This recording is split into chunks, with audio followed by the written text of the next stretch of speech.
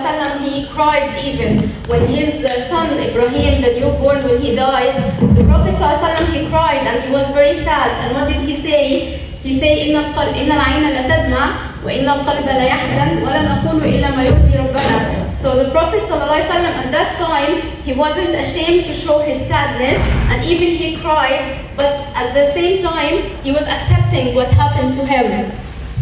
So these situations, it shows us that there was no shame at all, that people have distress or anxiety or fear, and Allah Azza wa Jal and the Prophet ﷺ, they didn't deny it. They didn't say, just go and pray and you're gonna be fine. And obviously it wasn't a punishment from Allah Azza wa Jal. Was Allah Azza wa Jal punishing the Prophet ﷺ? Nope. Of course he wasn't. And this is part, if you look to our religion, it is part of life. The pain is part of life. The distress is part of life. And more than that, Allah Azza wa Jal told us, if we have anything that distress us or makes us feel sad or feel unhappy, if you have patience for it and if you seek help for it, you take rewards for that. You are ranking in the Jannah, because Allah Azza wa Jal doesn't want us to feel, to have a distressed life. But it's part of the life. But what He told us to do, He told us to ask help.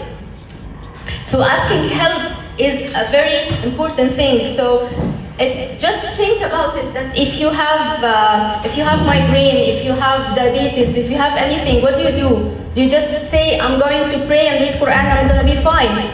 Or you go to the doctor and the doctor prescribes you some medications or tell you some lifestyle you follow. So it's the same thing for the mental health. If you have some distress and something that's affecting your life, you go to the doctor and he tells you what to do, the same thing as the physical health. So we have some evidences from the Quran, our book, and from the Sunnah that tells us that Islam was care and keen about the mental health. So we have a verse from the Quran. It says, قَدْ أَفْلَحَ مَنْ زَكَّاهَا. Indeed, he succeeds who purifies it, the soul. So this is a verse in the Quran. Allah Azza wa Jalla is telling us the one who is purifying his soul is going to be succeeded in this life. Purifying his soul, what does it mean? So he's looking after himself in terms of spirituality, in terms of mental health and everything else. And also, we are, as a human being, we have value in this life, regardless of anything. So just being a human being, you are worthy. And this is a very, very essential thing in our religion, that Allah Azza wa Jal said, and we have certainly honored the children of Adam. So this is a verse in the Quran. Allah Azza wa Jal is saying, we have honored you. Did He say if you do so and so only? He didn't say anything in this ayah. So just being a human being, you are honored. And because you are honored and because you have a value, so you have to look after yourself. Because if you didn't look after yourself, what's going to happen? You're going to be weak. You're not going to be okay for your family. You can't look after yourself. You can't look after your family.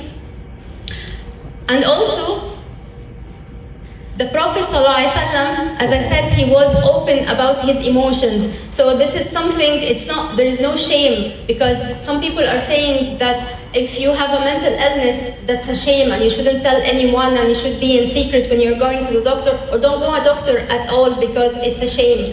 And there is no shame in having this distress or having this sad emotions, or even if you're having a mental illness, just like anything else.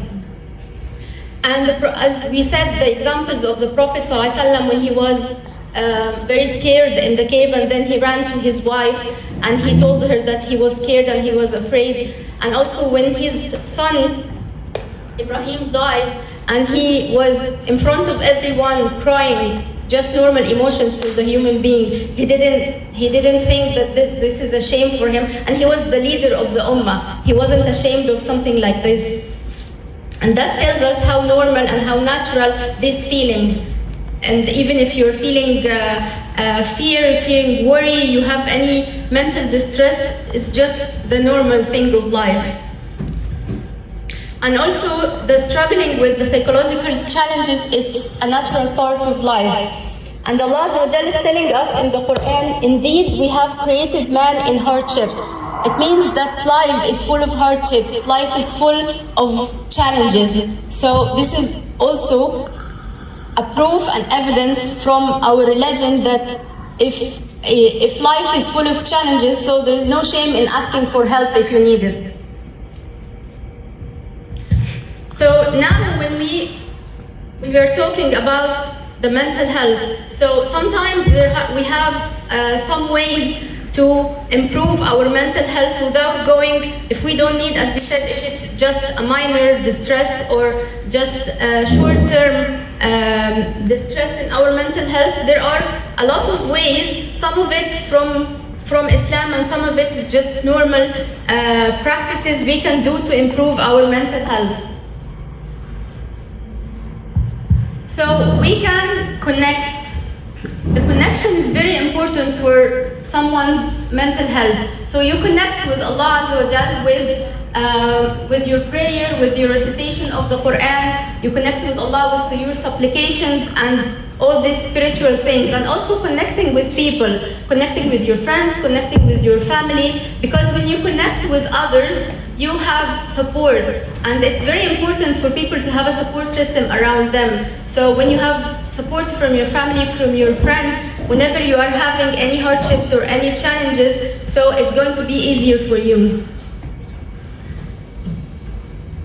And also being physically active, and it doesn't mean that I have to go to the gym every day.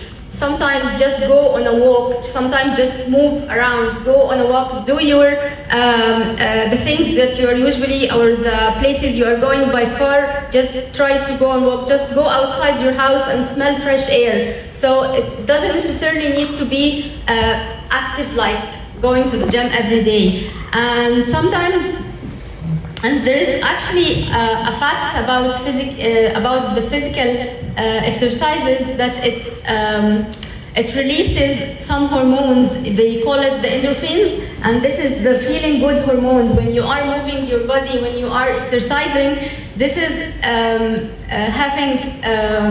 releasing hormones in the body. It's called endorphins, and these hormones, it helps you to feel good. Learn something new each day, and it doesn't need to be a lecture, it doesn't need to be that I'm going to open a book and study. Just learn anything on YouTube, anything that you're interested in, you can watch a video about it. If you're interested in cooking, just learn a new recipe. Anything just to make yourself busy and make yourself having any learning and any knowledge every day. It helps that you are mentally active. Give to others, and this is actually something very, very important, and it's usually people think that giving to others, it makes the others happy, but actually people who are giving to others, who they are themselves feeling happy. And giving also doesn't need to be something very huge. So just smiling into someone's face in the morning, this is a very good thing you are giving. You're giving people a smile, you're giving a kind word. Even if you are talking or communicating with someone, saying a good word, a kind word. And this is, in our Islam, this is a sadaqah, this is like a charity. We have a hadith from the Prophet ﷺ that تَبَسُّمُكَ فِي وَجْهِ صَدَقَةً. So if you are smiling at someone's face, it's as if you are giving a charity, as if you give money to a charity. So it's just a very simple thing. So giving doesn't need to be a huge thing. Teach someone something, give someone anything they need. So anything, it gives you a feeling that you are you are effective in the community, you are giving to the community, and you feel good about yourself. Pay attention to the present moment.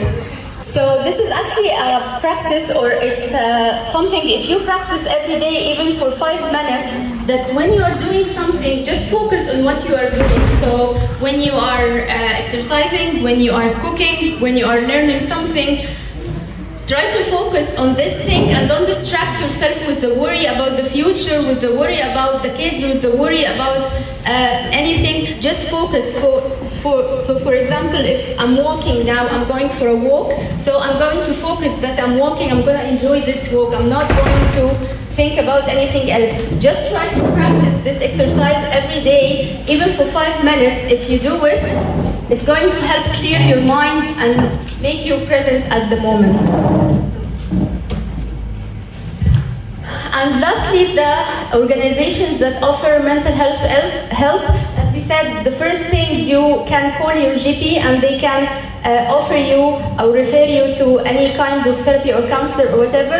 The other thing, that there are a lot of organizations that offer mental health help, either free or on a low cost, and there are a lot of, if you want to take a photo of this, there is the Muslim Women's Network, Mind, Rethink Mental Health, Samaritans, Cruise Bereavement, and there are many of the mental health organizations. If you just Google counseling near me or mental health providers near me, you're going to find a lot of these.